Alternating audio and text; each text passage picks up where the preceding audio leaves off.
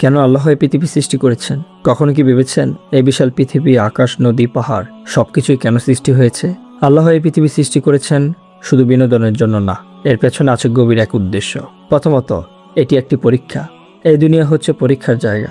এখানে দেখা হচ্ছে কে সত্য পথে চলে আর কে পথভ্রষ্ট হয়। আমাদের প্রতিটি কাজ, প্রতিটি কথা সবই আল্লাহর কাছে হিসাব হবে। দ্বিতীয়ত, আল্লাহকে চেনার জন্য এই আকাশ, সূর্য, চাঁদ সবই আল্লাহর নিদর্শন। এসব দেখে মানুষ বুঝবে একজন সৃষ্টিকর্তা আছেন যিনি সবকিছু পরিচালনা করছেন। তৃতীয়ত, ইবাদতের জন্য। মানুষের আসল কাজ হলো আল্লাহর ইবাদত করা। নামাজ, রোজা, ভালো কাজ, এসবের মাধ্যমেই আমরা আল্লাহর কাছে পৌঁছাই। চতুর্থ, ভালো মন্দের পার্থক্য বোঝার জন্য।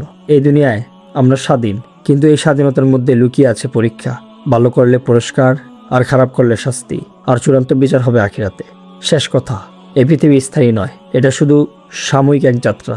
আসল জীবন হচ্ছে আখিরাত। তাই আজ থেকেই নিজের জীবনকে বদলাও, আল্লাহর পথে ফিরে আসো, কারণ এই পৃথিবী শেষ হবে কিন্তু আখিরাত কখনো শেষ হবে না। আল্লাহ হাফেজ।